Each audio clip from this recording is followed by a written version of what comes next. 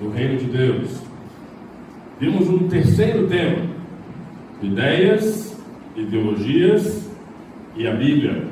Vimos aqui de onde surgiu e como surgiu o capitalismo, o comunismo, por que se fala direita, por que se fala esquerda, o que tudo isso quer dizer à luz da Bíblia. E vimos que nenhuma ideologia é perfeita, mas há certas ideologias que não se compatibilizam com os ideais apresentados na Bíblia. Qual foi o tema seguinte? Quem lembra? Quem não faltou nenhuma noite? Você veio todas as noites. Alguém mais aqui veio todas as noites? Parabéns. O que nós vimos depois de 10 ideologias da Bíblia? Quem lembra? Diretrizes bíblicas para a escolha de candidatos.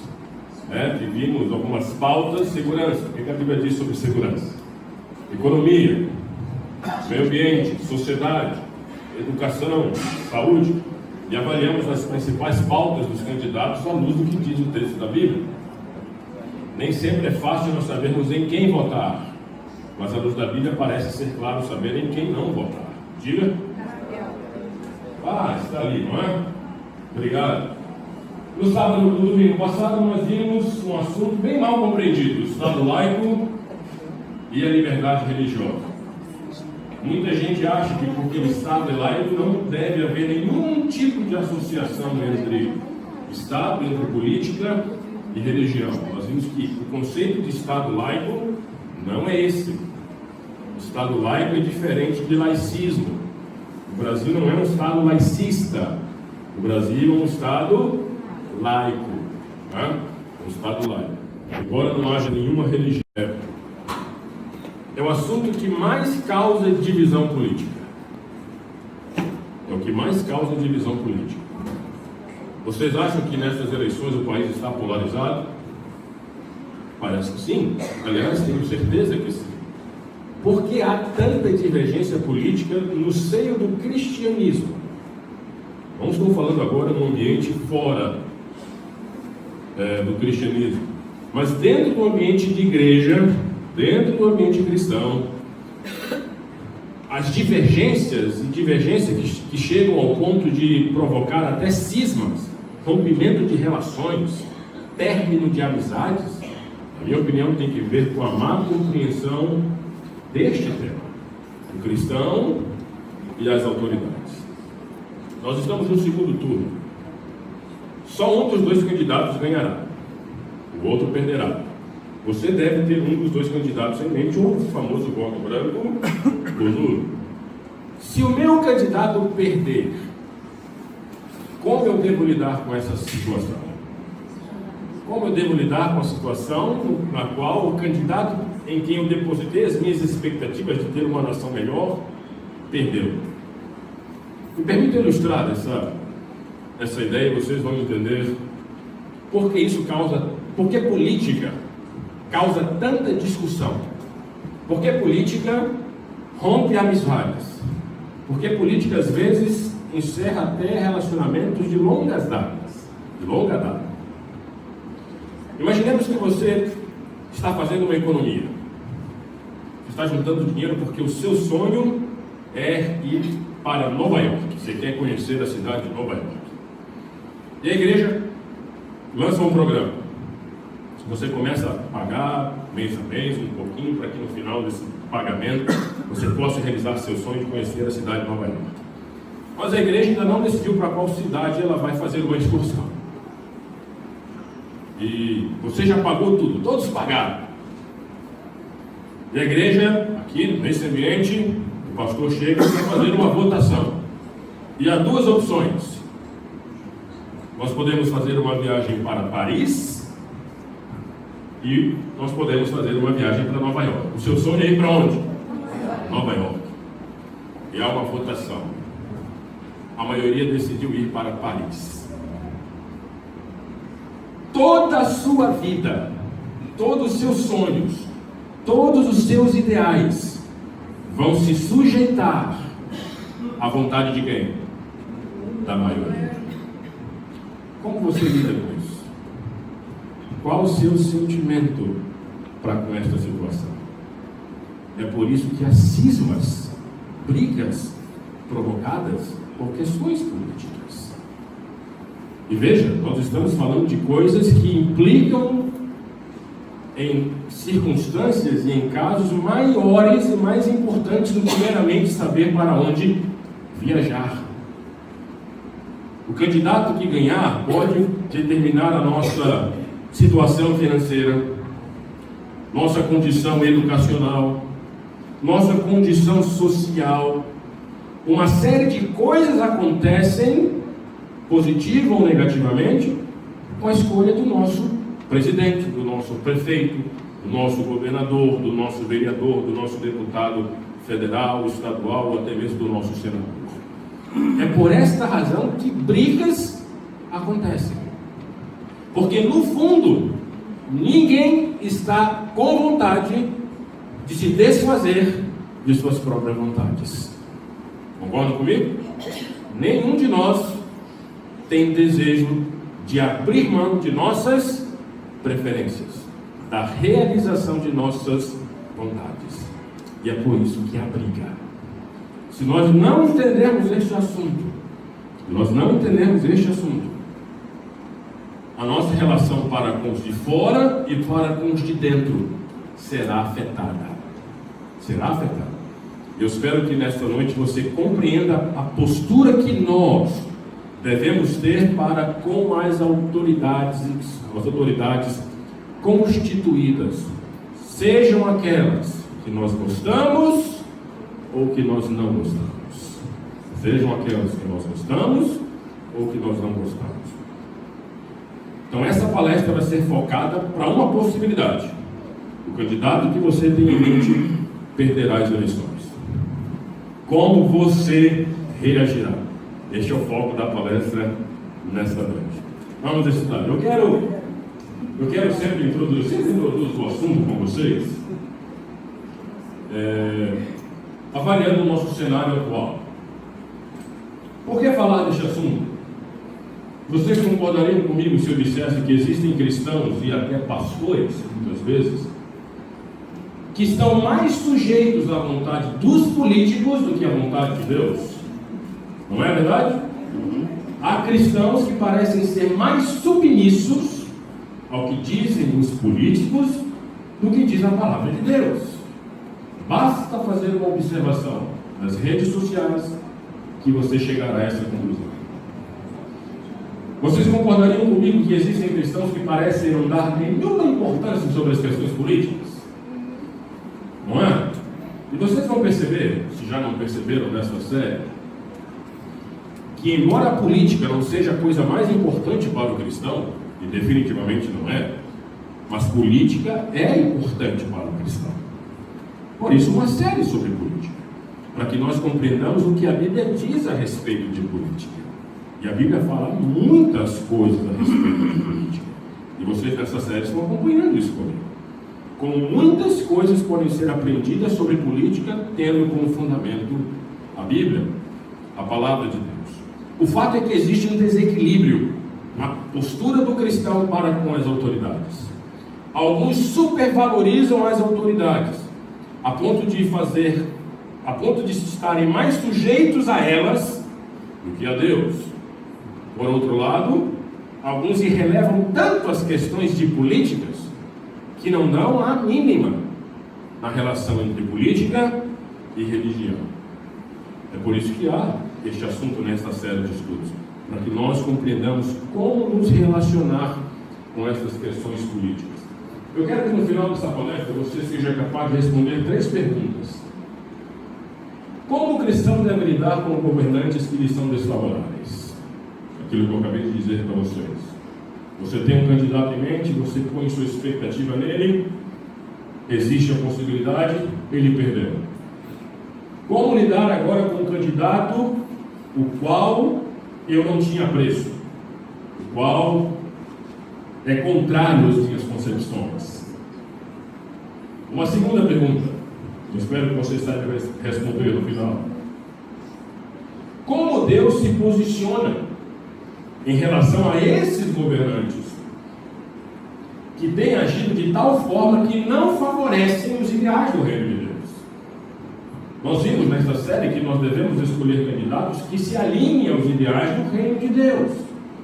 Mas numa democracia, existe a possibilidade de que candidatos que não se alinham a esses ideais vençam.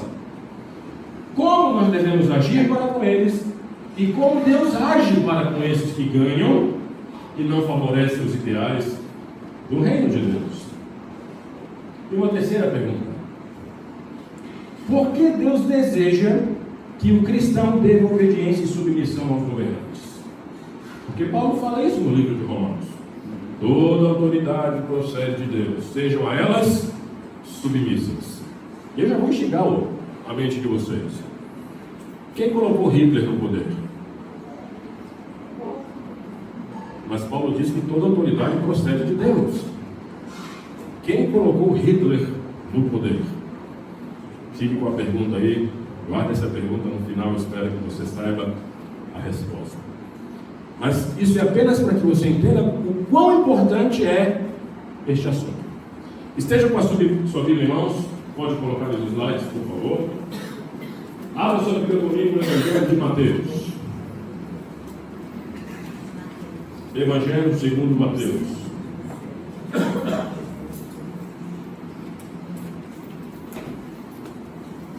Capítulo 22. Evangelho segundo Mateus, capítulo 22.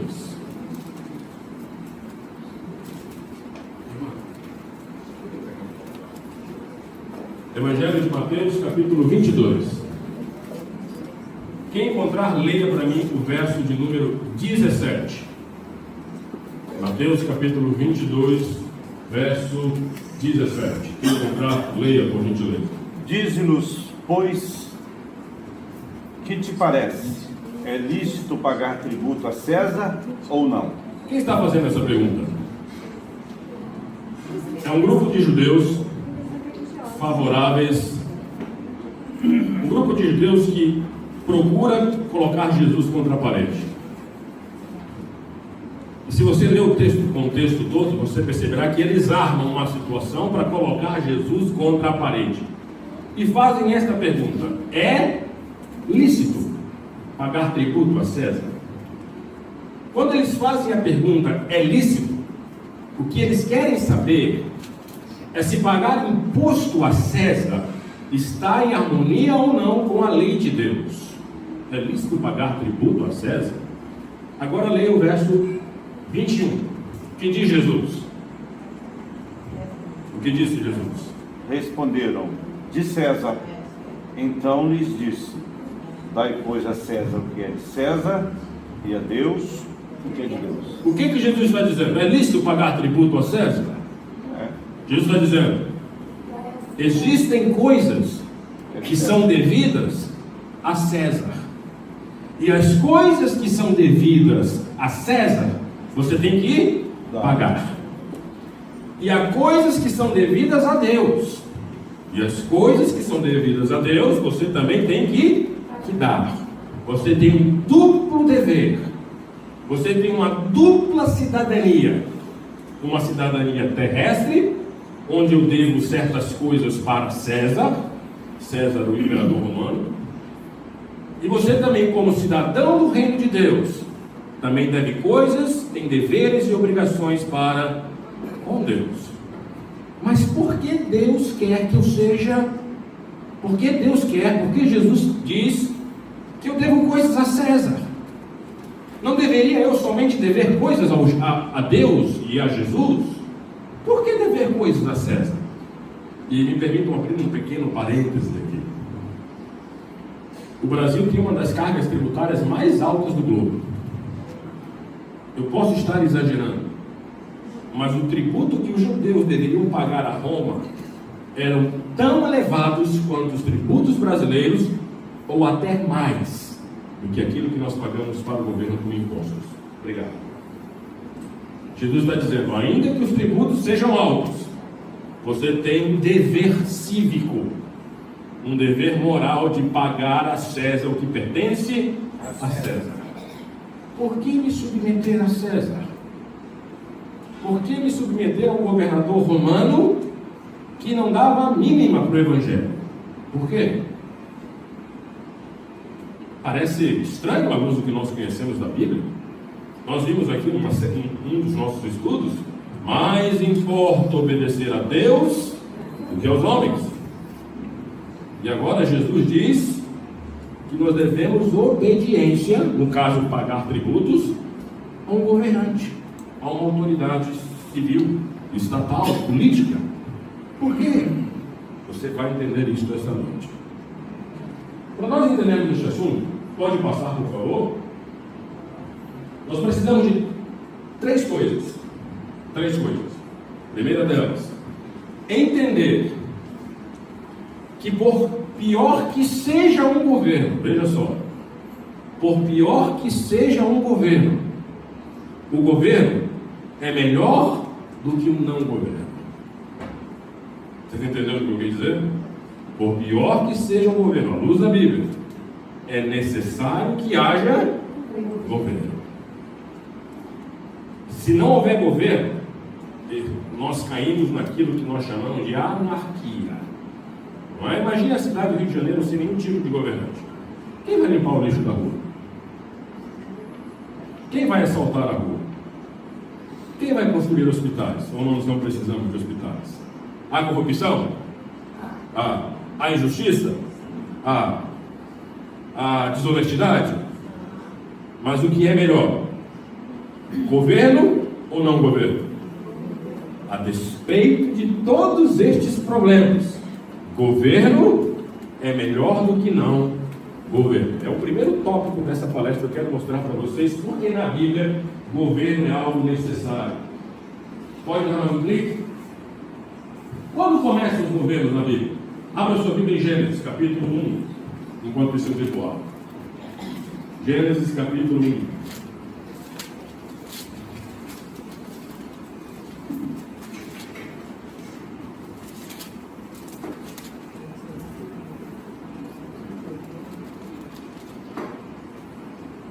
Pode dar mais um clique, por gentileza? Gênesis capítulo 1. Alguém lê para mim o verso 26. Vejam só, verso 26 do capítulo 1. Também disse Deus: façamos o homem à nossa imagem, conforme a nossa semelhança. Vejam só, ponto, antes de você continuar a leitura. Deus diz: façamos o homem a nós, conforme a nossa imagem e conforme a nossa semelhança.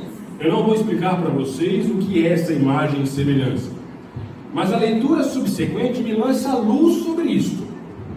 Continue, por favor. Tem a ele domínio sobre os peixes do mar, sobre as aves dos céus, sobre os animais domésticos, sobre toda a terra e sobre todos os ventos que rasteiam pela terra. Façamos o homem conforme a nossa imagem e semelhança. Tem a ele domínio. Na palavra domínio, a palavra hebraica radar, nós temos um atributo de Deus que existe no ser humano. Que atributo é esse? É um atributo descrito no uso desta palavra, radar. O que é radar? Traduzido para o português como dominar. A palavra radar quer dizer ser senhor sobre alguma coisa. Ser senhor, ter controle, ter domínio sobre algo. Se você ler outros, pode dar mais um clique? Mais um. Se você ler Levítico capítulo 25, verso 43, ali fala da relação entre senhor e escravo. E a palavra radar é usada. Se você ler 1 Reis capítulo 4, 24, de novo essa palavra é usada. É para descrever o governo de Salomão, onde Salomão tinha domínio, as terras, os lugares onde Salomão tinha domínio. Preste atenção. Deus nos criou com uma capacidade inerente. Que capacidade é essa? Governar. O ser humano na Bíblia é criado com uma capacidade inerente. Que capacidade? Governar. E se você ler o texto, ele governa sobre o quê? Sobre toda a criação de Deus. Tudo aquilo que Deus havia feito neste mundo estaria sendo governado por quem? Pelo homem. Pelo homem. Deus fez o homem para quê? Entre outras coisas, para governar. A Bíblia começa a história da humanidade nos descrevendo que o homem foi feito, entre outras coisas, para governar. É algo inerente em cada um de nós. É algo inerente em cada um de nós. A ideia que a Bíblia quer me transmitir é a seguinte: assim como Deus governa sobre todo o universo, o homem governaria sobre todo este planeta. O homem seria para este planeta o que Deus é para todo o universo. Por isso o homem é a imagem e semelhança de Deus. Vocês estão compreendendo o raciocínio da Bíblia? O que a Bíblia nos apresenta como ideia? Por que é necessário haver governo? Porque Deus nos fez para ser governantes. Nós fomos criados com uma capacidade inerente, um atributo de Deus, os menores, para que pudéssemos exercer domínio, para que pudéssemos exercer governo. E se você continuar a leitura, é o homem e a mulher. Não só o homem, não só a mulher, mas o homem e a mulher. Esse texto de Gênesis é muito bem construído.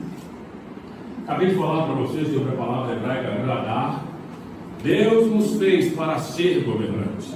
É por isso que desde a origem da humanidade sempre houve governo, sempre houve governantes, e até Cristo voltar sempre haverá governos e sempre haverá governantes. Aliás, até mesmo depois do advento de Cristo haverá um governo e haverá um governante. E Paulo vai falar uma coisa bonita para nós lá em Coríntios: não sabeis vós que vocês vão governar juntamente com Cristo? A gente pensa que governo é uma coisa restrita só ao planeta Terra. Na Bíblia, nós governaremos por toda a eternidade. Governaremos o quê? Quem? Não é? É uma outra história. Mas o governo também haverá depois do advento de Cristo. Pode avançar. E na teocracia bíblica? Na Bíblia? Pode dar mais um clique? E na teocracia bíblica? O que é uma teocracia? É o governo de Deus. Democracia, o governo do povo. Teocracia, o governo de Deus. A Bíblia, os primeiros livros da Bíblia foram escritos sobre esse regime, o regime teocrático. As leis da Bíblia, que você vê lá, o ladrão roubou e se ele foi morto acidentalmente, não há problema, é porque quem fez essa lei foi quem? Foi Deus. Não foi uma lei criada pelo povo, foi uma lei criada porque há a pena de morte ali no Pentateuco. Porque não é o ser humano quem está governando, é quem? É Deus. É Deus quem julga, é Deus quem aplica as leis. O homem neste contexto é representante de Deus para exercer o seu governo na terra. Pode dar mais 2 cliques, por favor? Na teocracia bíblica, Moisés era o agente de Deus para promulgar suas leis. As leis mosaicas de sua própria pessoa eram manifestações diretas do próprio Deus. Eu quero ler 2 passagens com vocês. Êxodo capítulo 4, verso 16. Êxodo capítulo 4, verso 16.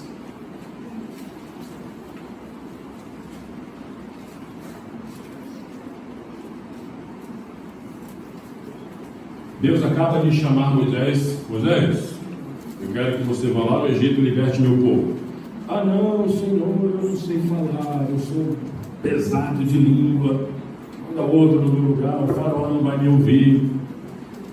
E no meio de um diálogo entre Deus e Moisés, o verso 16 nos fala uma coisa muito curiosa, que se harmoniza com o que eu acabo de falar para vocês à luz do Gênesis. Desde o capítulo 4, verso 16. Deus diz assim: ser pesado de língua, Moisés, eu vou chamar Arão para que Arão fale no teu lugar. E olha o que Deus diz a Moisés. Ele quem? Arão. Arão falará por ti ao povo.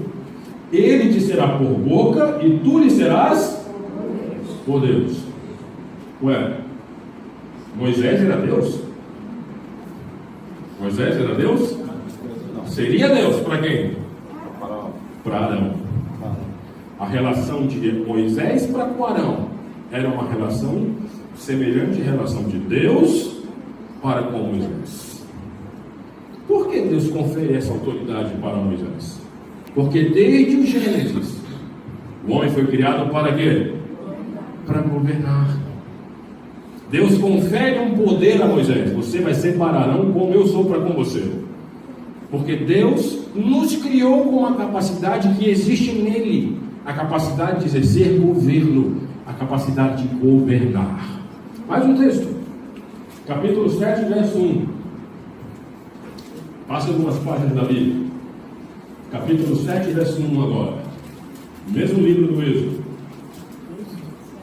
Agora não é mais Moisés para com Arão. É Moisés diante do faraó. Então disse o Senhor a Moisés: vê que te constituo como Deus. Sobre quem? Sobre o faraó. Não há nada de ilegal nesta ação. Isso não é uma transgressão de nenhum mandamento. Por quê? Porque assim como Deus governa, Deus também nos conferiu a capacidade de governar. E na teocracia bíblica, preste atenção nisso aqui. Na teocracia bíblica, muito do governo de Deus é manifestado em suas leis. Se você compreender isso, você começa a compreender o porquê deve haver governo. Principalmente no nosso contexto.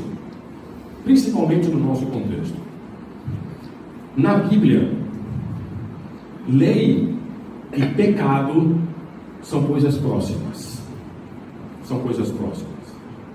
Na Bíblia, a lei existe porque existe pecado. Vejam só. Se não houvesse pecado, haveria uma lei? Paulo diz o seguinte lá em Romanos: nós sabemos que pecamos porque nós primeiro sabemos que existe uma, se não há lei, não há pecado. Se não houvesse pecado, haveria lei? Isso vai ajudar você a entender o seguinte: por que Deus não chega para Adão e diz assim: Adão, a lei está aqui, honra teu pai, tua mãe. A lei está aqui, não terás outros deuses diante de mim. A lei está aqui, não farás para ti imagem de escultura. A lei está aqui, não tomarás o nome do Senhor teu Deus. Por que Deus não dá 10 mandamentos para Adão? Por quê? Porque não havia pecado. Paulo vai explorar este conceito. Porque não havia, mas se o homem pecou, é porque havia uma lei. E onde estava essa lei? Onde? Nós já estudamos o que é o reino de Deus aqui, não é? Vamos pensar aqui. Aqui existe alguma lei dentro dessa igreja onde é dito: não matarás? Tem alguma lei escrita: não matarás dentro dessa igreja? Por que não há essa lei aqui dentro da igreja? Porque supõe-se que nenhum de vocês fará isso aqui dentro. Posso dar outro exemplo? Tem alguma lei aqui proibido fumar? Não. Por que não tem? Porque supõe-se que nenhum de vocês chegará aqui e fumará. Mas se muitas pessoas viessem para a igreja e acendessem um cigarro, o que seria necessário? Alguém ir ali e colocar uma? Não fumarás. Não fumarás. Por que existe lei na Bíblia? Porque nós somos pecadores. A lei sempre existiu, mas a manifestação da lei só existe porque nós somos pecadores. Por que Deus precisa de governantes? Porque nós somos pecadores. Porque nós somos pecadores. Então Deus escolhe governantes para que por meio destes governantes a lei de Deus se manifeste e nós possamos ser governados a fim de que nos livremos de nossos pecados. Isso é um conceito que vai ser explorado por Paulo no Novo Testamento. Mas percebam que não é uma novidade de Paulo. Basta que nós entendamos isso aqui. Porque Deus deu leis. E Deus escolheu Moisés para ser seu representante. Moisés era quase Deus em pessoa diante do povo. Você acabou de ler ali comigo mesmo. Mais um clique. Nesse regime teocrático, Deus também se preocupou com o estabelecimento de hierarquia, a fim de que os governantes pudessem cumprir com as leis. Eu vou tocar no assunto aqui polêmico. Eu já dei uma palhinha deste assunto aí. Eu falei para vocês aqui há alguns dias atrás que eu sou defensor de uma tese. No Brasil, na época de um governo militar, houve excessos? Houve excessos. Mas os excessos cometidos pelo regime militar estão longe de ser uma ditadura. Estão longe de ser uma ditadura. Por que então nós achamos que é uma ditadura? Porque nós vivemos num contexto onde nós não prezamos ou damos o mínimo valor para hierarquias e para a ordem. Nós temos hoje isso. O estabelecimento de lei e ordem para muitos soa como algo vai tolher a minha liberdade, a minha capacidade de falar, de me expressar. Excessos são cometidos muitas vezes, como foram de fato cometidos. Mas percebam, olhem para a Bíblia. Na Bíblia existe o quê? Hierarquia, ordem. O trabalho de Moisés estava pesado. Quando Deus chama ali, dá um conselho lá para Moisés, divide o trabalho com ele. Aqueles que vão governar 10, aqueles que vão governar 100, aqueles que vão governar 1000, e você cuida de todos esses que governam 1000. Portanto, você cuida de todos que fazem parte do povo. Hierarquia, ordem, estrutura hierárquica na Bíblia também é algo necessário. Disciplina. Por que disciplina? Porque nós somos o quê? Pecadores. Se nós não fôssemos pecadores, não precisaríamos de disciplinas, não precisaríamos de leis, porque a lei estaria onde? Aqui dentro. Nós cumpriríamos essas leis sem a necessidade que alguém me diga o que fazer, porque as leis estariam no coração. É esse tipo de governo, o regime teocrático. Mais um clique. Pode avançar. Mais 2 cliques. Na Bíblia passa o regime teocrático, vem um regime monárquico, surgem os reis. E se você ler o livro de 1 Samuel, o povo chega para Samuel e diz: ô Samuel, todos os povos ao nosso redor têm reis, só nós que não. Vamos ter um rei, Samuel. E Deus fica chateado com essa postura do povo. Deus encara esse pedido como: vocês preferem ser governados por um homem do que ser governados por mim.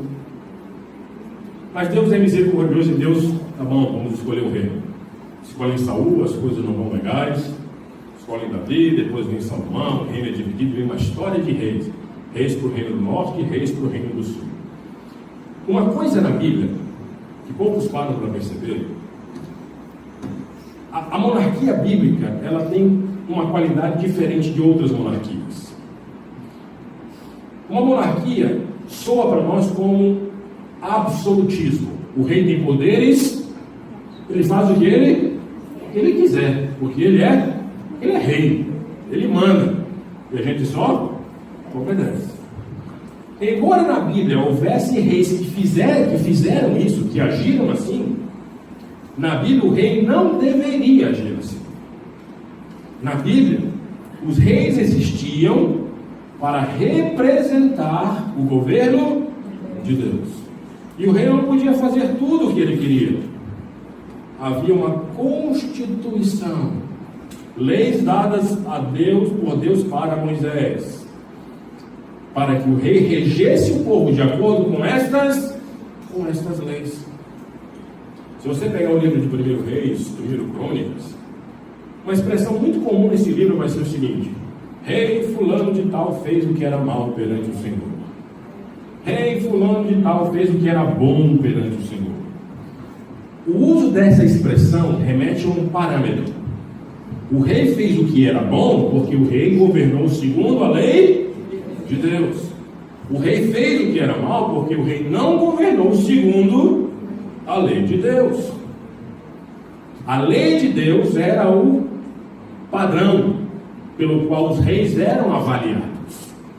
E profetas eram enviados para dizer: o rei Não é assim não, você está fazendo coisa, imagina assim, imagine só, Deus chega para você, ô amigo, mas lá em Brasília, diz que eu mandei você falar assim para o Temer, e você não deixar de fazer isso, vai acontecer isso com você. Aí o Temer vai olhar para você e dizer, e daí? Quem é você para falar assim comigo? Põe, vai para a cadeia. Lá vai você preso. Essa é a função do profeta da corte. Imagine, né? Chega Natan, Davi comete aquele pecado, adultério e assassinato. Deus diz para Natan, vai lá repreender Davi. Davi é o rei. E Davi quisesse mandar matar Natan ali, é o rei. Mas Davi era um homem segundo, ele reconheceu o seu erro. Ele viu que ele havia transgredido a lei de Deus. Na monarquia bíblica, os reis serviam como representações do governo de Deus. E o povo se sujeitava ao rei porque reconhecia que o rei era um representante de Deus. Porque o rei era um representante de Deus. E na Bíblia, veja que coisa curiosa. O crescimento econômico, social, moral do povo estava dependente da fidelidade do rei à lei de Deus. Na história bíblica, quando o rei foi fiel, o povo prosperou. Quando o rei foi infiel, desgraças recaíam sobre o povo. Os dois maiores reis de Israel, Davi e Salomão. Por quê? Porque foram reis que governaram segundo a lei de Deus. Embora Salomão tenha pisado na bola. Embora lá em Reis e Crônicas você vai ver Salomão e fez Salomão que era mal perante o Senhor. Salomão pisou na bola. Mas se arrependeu e pôde ter um governo no auge da história de Israel. Isso é monarquia, amigo. Pode dar mais um clique? Mais um. O povo deveria ver o seu rei, em seu reino, um agente de Deus para seu próprio benefício. O sucesso e o insucesso do reino estava na dependência da fidelidade do rei à lei de Deus. Mas passa, esse período passa. E vem um outro período. Pode dar mais um clique? Mais dois, por favor. Mais um. Passa esse período monárquico e vem uma história diferente na Bíblia. A história em que o povo de Deus não terá mais independência política. E esse período vai culminar lá no Novo Testamento, no Império Romano. Desde o cativeiro babilônico, os judeus, o povo de Deus, nunca mais tiveram independência política. Aliás, por um curto período, não chegou nem a 100 anos. Os judeus vão para a Babilônia, volta um povo de volta depois de 70 anos para Jerusalém, reconstrói a cidade, reconstrói o templo. Mas em todo este processo, eles não gozavam de independência política. Sempre foram outros reis, reis que não davam a mínima para as leis judaicas, para a religião judaica, que estavam dominando os judeus. Persas, gregos, macedônios, seleucidas, uma série de reis domina sobre os judeus. E essa realidade vai criar um espírito nacionalista muito forte nos judeus, que vai culminar em coisas que você estudou no livro de Atos do trimestre passado. O espírito nacionalista dos judeus, revoltas, a ponto de no ano 70 Roma vir e destruir a cidade, porque revoltas atrás de revoltas contra o domínio romano. Ali no ano 63 a.C., um general romano chamado Pompeu conquista a Palestina, e a Palestina passa a ser território do Império Romano. Vem general, vem imperador, e anos depois o Novo Testamento vai começar a ser escrito sobre este cenário do Império Romano. Mas nesse ambiente, a teologia da relação entre cristão e governantes ganha novos contornos. Que contornos são esses? Prestem atenção. Na teocracia, havia uma sede do governo de Deus. Que sede era essa? O santuário terrestre. No santuário terrestre havia a sede do poder executivo, do poder legislativo e do poder judiciário. Todo este conjunto estava presente no santuário terrestre. Não havia mais santuário. Ou havia um santuário, mas não havia mais a presença de Deus no santuário. Os judeus não tinham mais independência política. O território deles não pertencia mais a eles. Pertencia a quem? A Roma. Como o judeu deveria, neste cenário, se relacionar com Roma? Sendo que, na mentalidade judaica, eles são o povo de Deus. Tem as leis de Deus. Deus é o seu governante. Mas onde é que está essa realidade se nós estamos sendo dominados por Roma? Por isso, no Novo Testamento, essa relação cristão e governantes, cristão e autoridades, ganha novos contornos, que não contrariam os contornos antigos, a teologia antiga, mas criam novos aspectos. A gente não tem tempo para explorar. O governo de Deus no Novo Testamento não está mais na terra. Está onde? No céu. Jesus fala lá para Pilatos: meu reino não é deste mundo. O reino é do céu, mas aqui eu tenho súditos. O meu reino neste mundo não é material. O meu reino neste mundo é espiritual. Espiritual. As leis lá do Antigo Testamento, da teocracia, servem para quê agora? Não servem para nada? Servem para muita coisa. Elas foram para onde? Para dentro do coração. Jesus amplia todas as leis. Vocês ouviram que era olho por olho? Mas eu vou dizer uma coisa: amai os vossos inimigos e orai pelos que os perseguem. Vocês ouviram não adulterarás? Mas agora adultério não é só a relação ilícita, é o pensar. Todas aquelas leis foram agora para onde? Para o coração. A plenitude da lei. Não vim para abolir, vim para tornar pleno, cumprir, preencher, completar a lei. É o que faltava. Estão entendendo? Por isso agora no Novo Testamento Paulo dará instruções sobre como o cristão vai se relacionar com as autoridades constituídas. Porque no Novo Testamento há novos contornos nesta relação. Só para que vocês percebam, pode dar mais um clique? Mais um.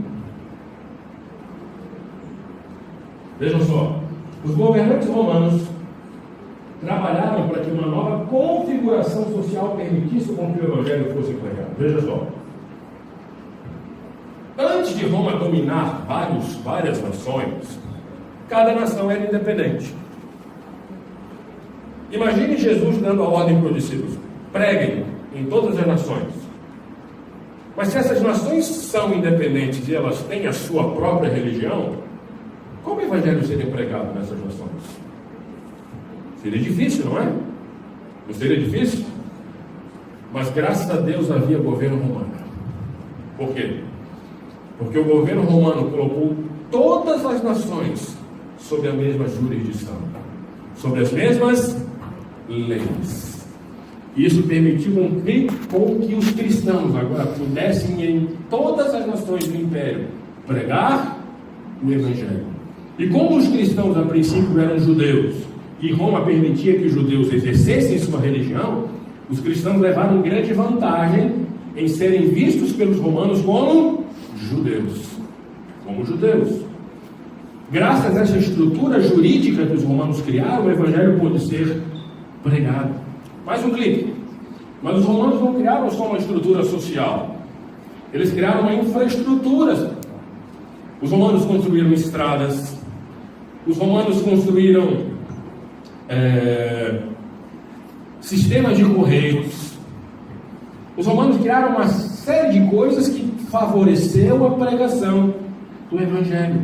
Mesmo os romanos, vejam só, mesmo os romanos não sendo um governo diretamente vindo da parte de Deus, isso contribuiu para a realização dos planos de Deus. E vocês vão ver uma coisa aqui já comigo? Pode dar mais um clique? Pode dar mais um clique? Vocês vão entender. Porque mesmo existindo governos que não fazem a vontade de Deus, Porque mesmo estes governantes favorecem os planos de Deus. É o que eu vou explicar para vocês agora.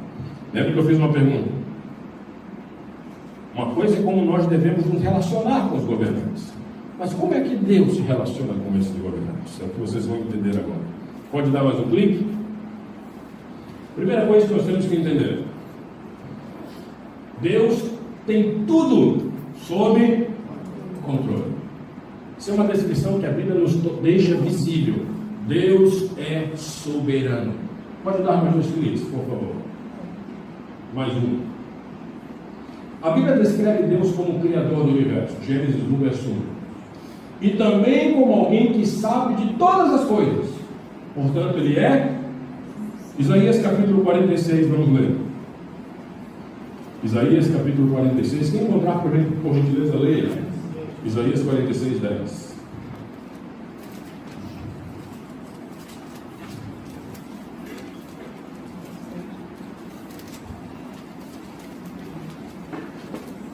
Desde o princípio anunciou o que há de acontecer, se tem felicidade, as coisas que ainda não sucederam, que diga o meu conselho permanecerá. Eu sou aquele que fala as coisas do fim desde o... Deus sabe o futuro? Sim. Sabe. Então nada que aconteça neste mundo surpreende a Deus. Nada. Porque Deus já sabe o fim desde o começo. Há poucos dias eu vi um meme na internet, a foto do Billy Graham, ele dizendo assim: eu li as últimas páginas da Bíblia, vai terminar tudo legal, vai dar tudo certo no final. É um meme, mas que nos faz perceber que Deus, por saber de todas as coisas, no final, todas as coisas culminarão para o estabelecimento dos propósitos de Deus. Deus sabe de tudo. Mas onde é que estava Deus no nazismo? Eu quero ler mais um texto da Bíblia para vocês. Isaías capítulo 45, verso 7.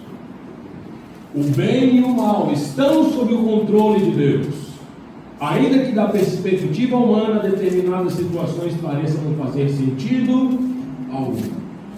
Isaías, livro do profeta Isaías, capítulo 45, verso 7. Um texto muita gente lê e não entende. Se você começar a ler o início do capítulo 45, Deus está falando de um homem chamado Ciro. Ciro. Quem foi Ciro? Ciro foi um governante, um líder do Império Medo-Persa. Foi Ciro que invadiu a Babilônia e libertou os judeus. Para nós, isso é uma profecia. Embora muitos não achem que isso é uma profecia. Mas para nós é. 150 anos antes dos judeus serem libertos do cativeiro babilônico, Deus profetizou que haveria um homem chamado Ciro que libertaria o povo do cativeiro. E foi exatamente assim que aconteceu. Exatamente assim. Por quê? Porque Deus sabe o futuro desde o começo. Deus sabe o fim desde o começo. Deus tem a história sob o seu controle. Olha o verso 7 do capítulo 45. Deus diz: eu formo a luz e o que mais? Oh, vocês falaram bonito agora no início. Eu formo a luz e crio as trevas. Qual é o oposto de luz?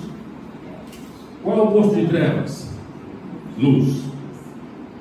Olha a parte seguinte: eu faço a paz e crio. Deus cria o mal. E agora? E agora? Uma dica para vocês entenderem isso. Qual é o oposto de luz nesse texto? Qual é o oposto de trevas nesse texto? Luz. Qual é o oposto de paz nesse contexto? Guerra. Guerra. Mal neste contexto não é um mal moral. Mal neste contexto é guerra. Deus está falando da escolha de Ciro para que por meio da guerra Ele liberte os judeus do cativeiro babilônico. Por que Deus está falando isso? Porque Deus tem a história nas suas mãos. Nada do que acontece na história. O comunismo surgiu, Deus estava no controle. O nazismo surgiu, o fascismo, Deus estava no controle. Mas quem está aqui dentro não consegue enxergar. Vocês conhecem aquela expressão que diz: o que é o céu para quem está no fundo do poço? O que essa expressão quer dizer? Que de dentro do poço, a visão que nós temos do céu é só aquilo que o poço nos permite ver, nos permite enxergar. Mas Deus está fora do poço. Deus está no céu.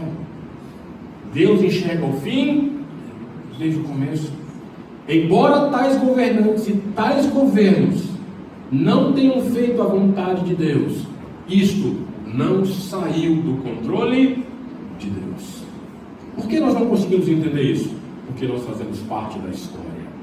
Nós estamos dentro do poço. Nós estamos dentro do poço. Deus está fora. É por isso que Ele pode dizer: no final tudo vai, mas Senhor, eu não entendo. Então apenas tenha fé. Só confie em mim. Eu sei o que eu estou fazendo. Eu sei o que eu estou fazendo.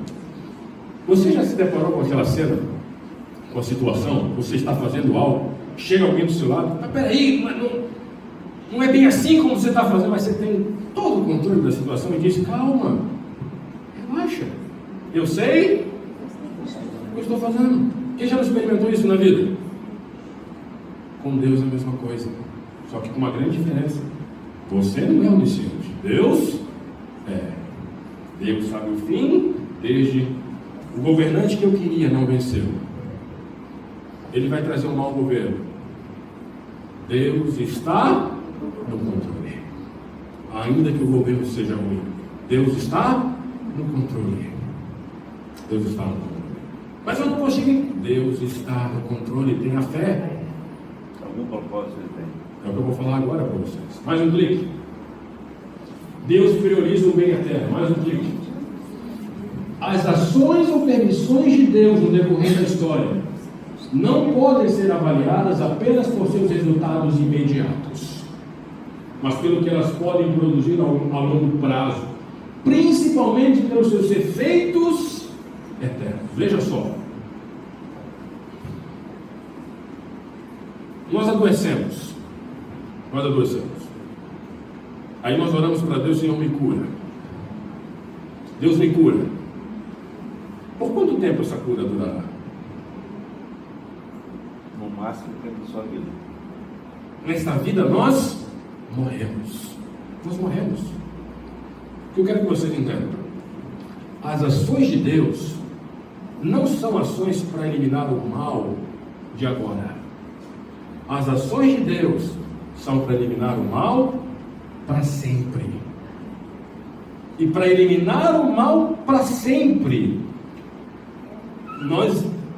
deixa eu achar um verbo adequado, nós muitas vezes precisaremos experimentar o mal agora. Por quê? Porque Deus não quer eliminar só o mal de agora. Deus quer eliminar o mal para sempre. Deus me curou. Puxa, resolveu meu problema agora. Por quanto tempo? Por quanto tempo? Deus ressuscitou Lázaro. E o que aconteceu com Lázaro? Morreu. Quanto tempo dura o bem de agora? Só a nossa vida. O que Deus quer é eliminar o mal para sempre.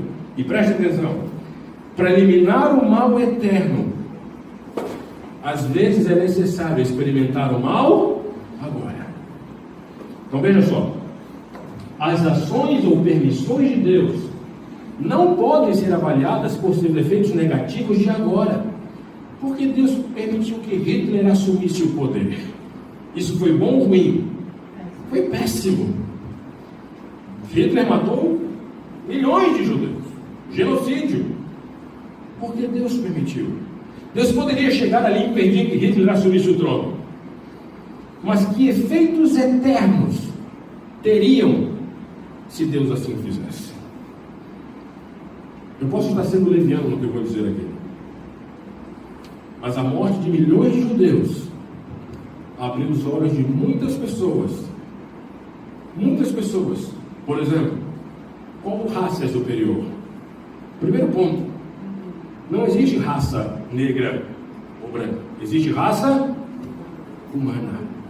Isso é genético, isso é biológico. O gene do negro não é nem um pouquinho diferente do gene do branco.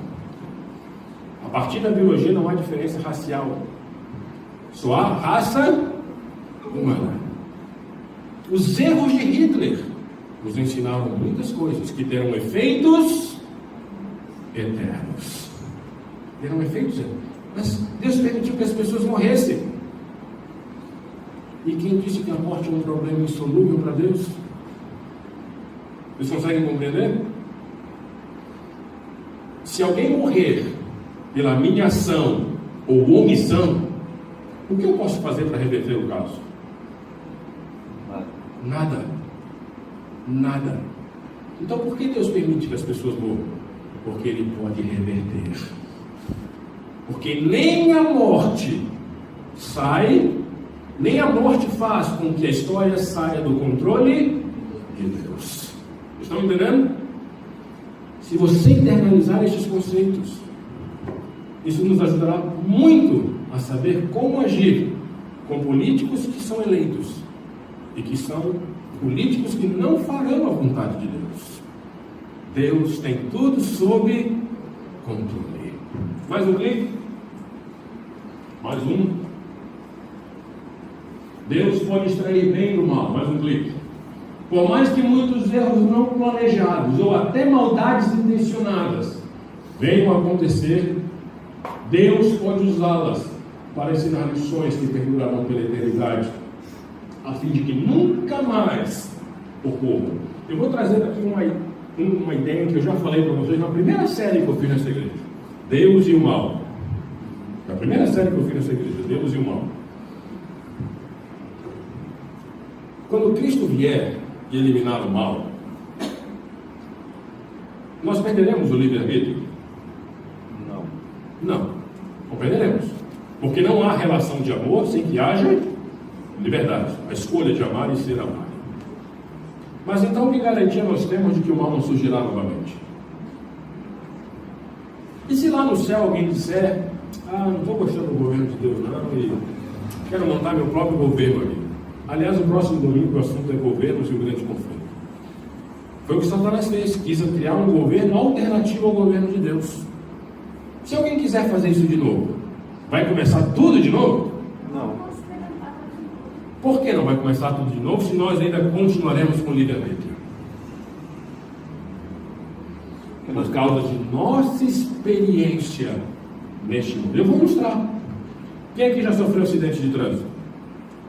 Você quer sofrer de novo? Não. Por que não? Dói. Porque dói.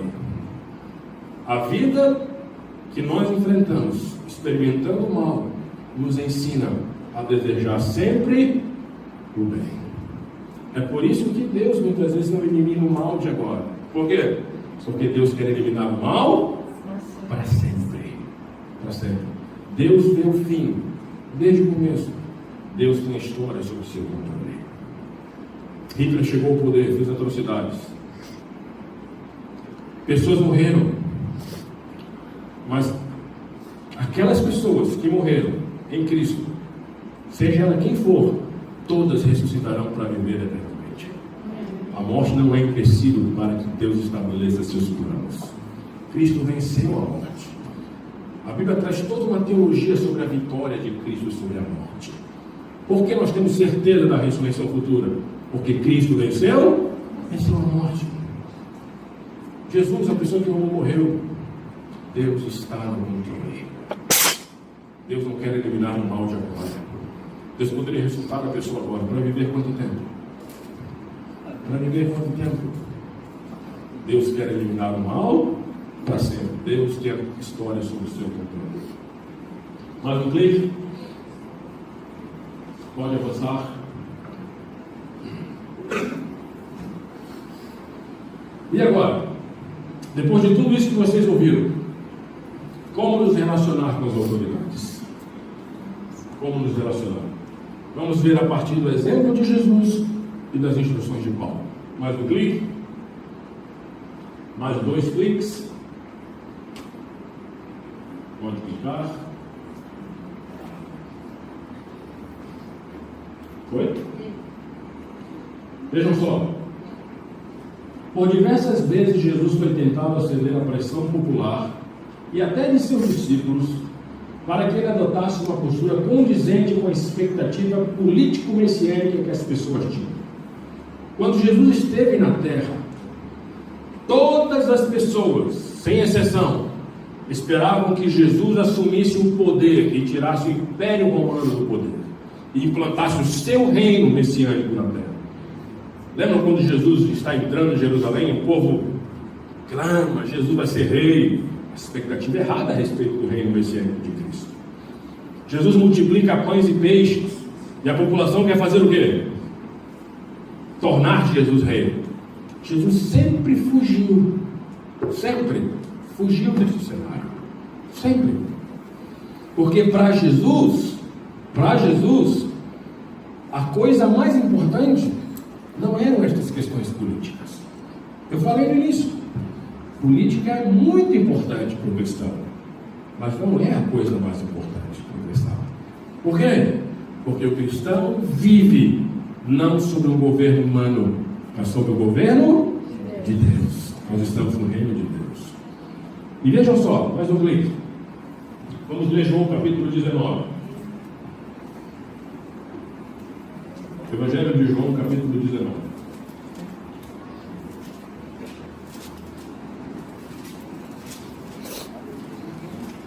Versos 10 e 11.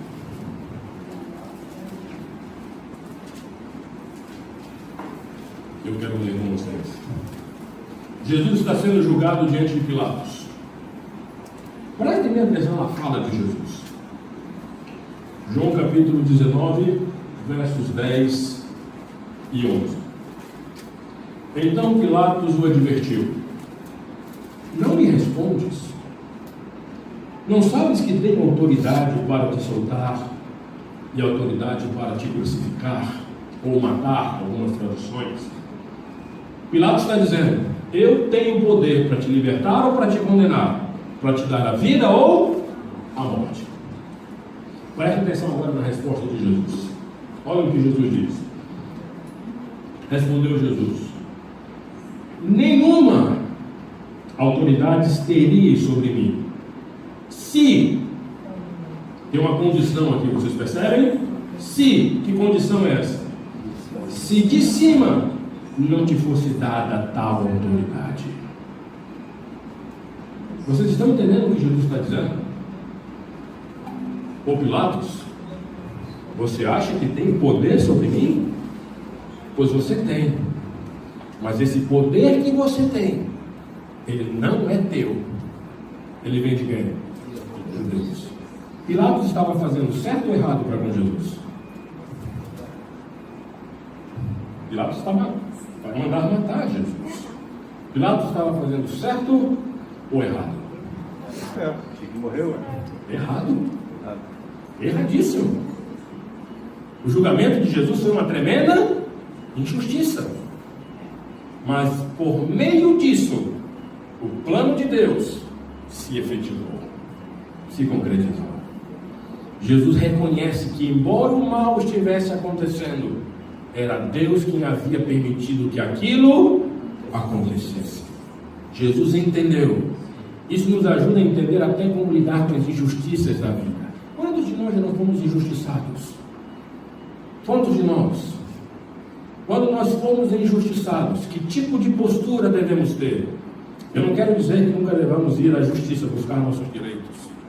Jesus conta uma parábola em que nós devemos buscar nossos direitos. Mas essa busca não pode ser às custas da convicção de que Deus está no controle. De que Deus está no controle. Jesus reconheceu: você está cometendo uma injustiça, Pilatos. Você vai me matar. Mas o poder que você tem para agir comigo desta forma não é teu. Ele vem do alto. É Deus quem te concedeu. E Pilatos foi um governante corrupto. Corrupto. Vocês estão entendendo a teologia por detrás disso? Que conselhos Paulo nos dá? Mais um clique. Que conselhos? Romanos capítulo 13. Abra sua Bíblia comigo. Romanos capítulo 13.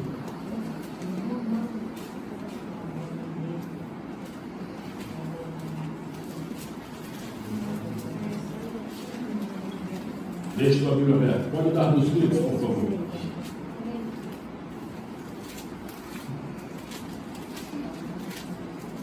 Veja como Paulo começa esse capítulo. Romanos capítulo 13. Olha o que Paulo começa nos dizendo. Todo homem, quantos de nós? Quantos de nós? Todos. Todo homem esteja sujeito às autoridades superiores. Por que, Paulo? Por quê? Ele diz: porque não há autoridade que não proceda de Deus. Espera aí. Vamos entender isso aqui. Paulo está dizendo que toda autoridade procede de Deus. Ele está dizendo que todo governo vem de Deus? Não. Não é isso que ele está dizendo. Foi Deus quem colocou Hitler no poder? Não. Hitler foi colocado no poder pelo voto. Veja a importância do voto. Hitler foi colocado no poder pelo voto. Eu vou explicar isso aqui de Paulo, esse conselho de Paulo para vocês. Lá no capítulo 28, verso 18, Jesus diz o seguinte para os discípulos. Jesus vai falar da grande comissão, vai instruir os discípulos a evangelizar. Ele diz assim: toda autoridade me foi dada, sobre o céu, no céu e na terra. Toda autoridade na Bíblia é um atributo, é uma qualidade que pertence a quem? A Deus. Portanto, a autoridade terrestre, ela não tem, o governante terrestre não tem autoridade inerente. Ele tem autoridade porque Deus concedeu tal autoridade. O que Jesus disse para Pilatos? Você tem poder sobre mim, Pilatos? Tenho. Mas porque alguém te deu este poder. Porque alguém te deu este poder. É por causa desta teologia que aparece Paulo para dizer agora: todo homem esteja sujeito à autoridade. Porque toda autoridade pertence a Deus. Com toda autoridade vem de Deus. Se toda autoridade está em Deus, a autoridade do homem não é inerente, ela é uma concessão de Deus. E vem desde onde? Desde o Gênesis. Desde o Gênesis, porque Deus nos criou, entre outras coisas, para governar. Para governar. E Paulo continua. Mais um clique, por favor. E ele pede: sejam submissos aos governos humanos. Por que ele pede isso? Paulo tem uma referência. Lá em Filipenses capítulo 8, versos 5 a 7, nós temos uma das descrições mais fantásticas a respeito de Jesus, na Bíblia. O texto fala que Jesus existia igualzinho a Deus. Igualzinho. Ele subsistia na forma de Deus. Mas ele resolveu abrir mão disso e assumir a forma de servo. Se Jesus assumisse a forma de anjo, já seria uma forma inferior àquilo que ele é, porque ele é Deus. Mas ele foi além. Ele assumiu a forma de homem. Mas ele foi mais além. Ele assumiu a forma de homem na função de servo. Preste atenção. No reino de Deus, a regra é a submissão e a humildade. Não a busca ensandecida pelo poder. Chegam as mães dos discípulos e dizem assim: Senhor, quando eu sou entrar no teu reino, coloca o meu filho à tua direita. Jesus olha: isso não cabe a mim. Quem decide é ele. Os discípulos queriam o poder. Por que Jesus vai na contramão? Vocês vão aprender isso no próximo domingo. Por que Jesus vai na contramão? Porque o mal existe. Porque uma das criaturas de Deus quis quebrar a hierarquia. No reino de Deus, a humildade tem mais valor do que o orgulho. Uma das criaturas de Deus quis quebrar esta hierarquia. E Jesus mostra que tudo que essa criatura quis estava errado, mostrando que no seu reino o que vale é a humildade e a submissão. Você quer ser o primeiro? Então seja o último. Você quer ser servido? Então sirva. No reino de Deus, servir vale mais do que ser servido. No reino de Deus, estar atrás vale mais do que estar na frente. Por quê? Porque o que Deus quer é eliminar o mal para sempre. Imagine Deus levar para o céu pessoas que ainda querem poder, que ainda desejam o poder. É por isso que Deus nos permite viver como servos muitas vezes. É por isso que Paulo diz: eu queria que Deus tirasse de mim um espinho na carne. Ele disse: não vou tirar. Minha graça te basta. Meu poder se aperfeiçoa na fraqueza. E Paulo entendeu. Deus não tirou para que eu não me ensoberbecesse pelas grandezas das revelações que Ele me deu. Veja como Deus age. Por isso Paulo pode dizer: se submetam às autoridades. Paulo não está dizendo que as autoridades fazem a vontade de Deus, mas Paulo está dizendo: Deus está no controle. E que tipo de postura Deus quer que eu tenha para o futuro governante do país? Submissão, fazendo a vontade de Deus, lhes prestando a devida honra e autoridade. Por quê? Porque todo o poder governamental procede daquele que tem todo o poder. Quem é? Deus. Que Deus nos abençoe, nos ajude a assimilar este assunto. Talvez o candidato que você queira não ganhe, mas que se isso for internalizado em sua mente, em sua vida, a postura do cristão será diferente diante das coisas que vierem acontecer no país. Que Deus nos abençoe.